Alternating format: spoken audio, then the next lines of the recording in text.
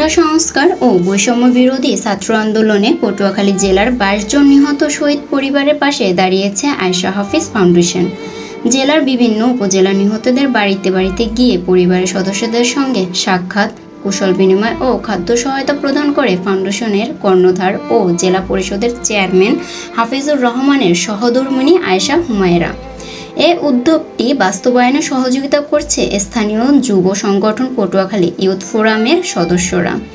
এ সময় পটুয়াখালী সদরে 3, দুমকিতে 2, বাউফলে 6, দশমিনায় 2, গলাচিপায় 5, রাঙামাটিতে 1 ও মির্জাগঞ্জে 1 জনের পরিবারকে এই সহায়তা প্রদান করা হয়েছে। প্রতিটি প্যাকেজে 25 কেজি চাল, 5 কেজি আলু, 2 লিটার তেল, 1 কেজি করে পেঁয়াজ, ডাল, চিনি, আটা, লবণ ও 2 টিকে সাবান রয়েছে। এ সময় সকল শহীদ পরিবারের প্রতি সমবেদনা ও পাশে থাকার আশ্বাস দেন আয়েশা হুমায়রা।